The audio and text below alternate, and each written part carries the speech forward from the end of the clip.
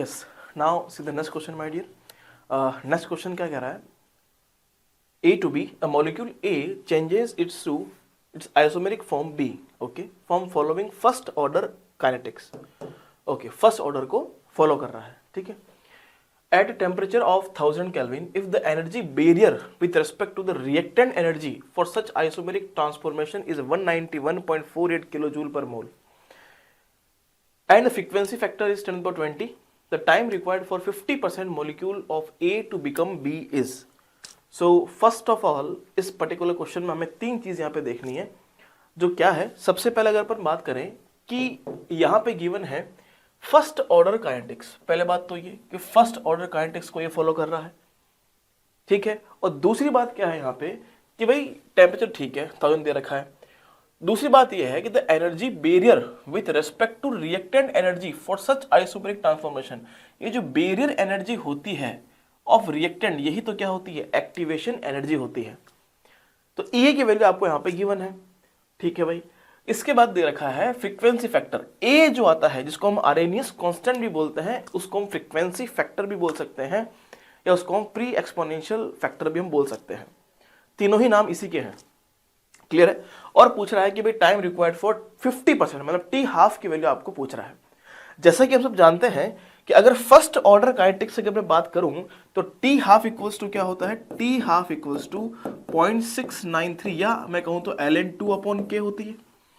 यहां तक बात क्लियर हुई ना? हमें k की वैल्यू निकालनी है, और अकॉर्डिंग टू आरेनियस इक्वेशन हम कह सकते हैं क्या, what will be the value of k, that constant k equals to होता है a to the power -EA/RT। Clear है? चलो भाई के यहां से निकल गया, के इक्वल्स टू ए की वैल्यू क्वेश्चन में गिवन है आपको, frequency factor 10⁻20 is given to you, A to the power minus E A की वैल्यू क्वेश्चन में गिवन है 191.48 किलो जूल है, तो मैं इसको जूल में कन्वर्ट कर देता हूं बड़े आराम से, अपॉन आर की वैल्यू क्वेश्चन में ही गिवन है 8.314 मल्टीप्लाई बाय टी, टी की वैल्यू कितना है 10⁻3, मतलब ये 1000 केल्विन दे रखा है, ठीक है। अच्छा, अब अगर मैं बात करूं कि इसको यहां से काट दिया, और ये बड़ा कमाल की आपको देखो ये यूनिट्स वगैरह दे रखी हैं, जो आपको वैल्यूज दे रखी हैं, बड़े कमाल की हैं। कैसे? अगर आप इसको सॉल्व करते हो 8.314 को 191.48, थोड़ा बहुत तो डिवाइड करना पड़ेगा हमको, तो ये जो वैल्यू निकल के आती है वो निकल के आती है 23.03। क्लियर है? तो k इक्वल्स टू आ गया 10⁻20 e टू द पावर -23.03, मैं यहां पे कह सकता हूं।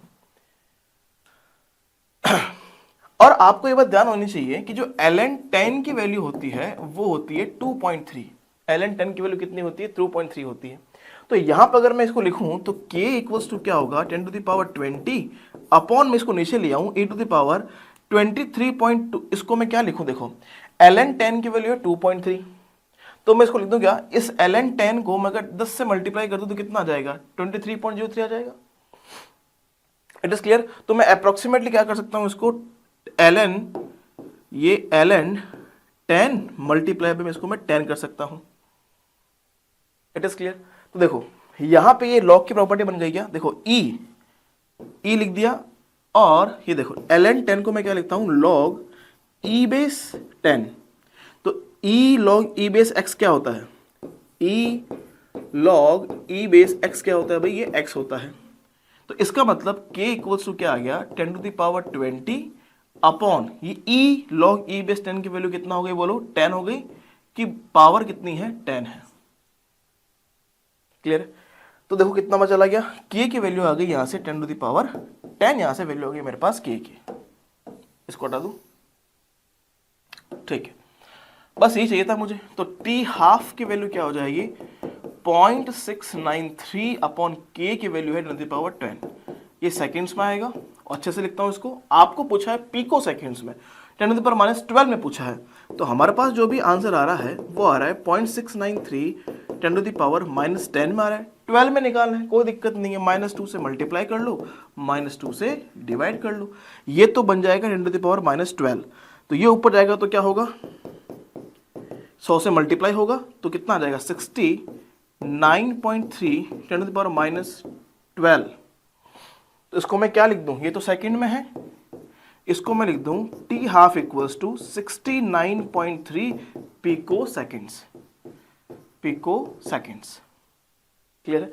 और यहां पूछा है नियरेस्ट इंटीजर में बताओ, तो यहां पे 69.3 का इंटीजर क्या हो गया, नियरेस्ट 69 हो गया आपके पास, यही आपके पास क्या है, इसका करेक्ट आंसर बन जाता है।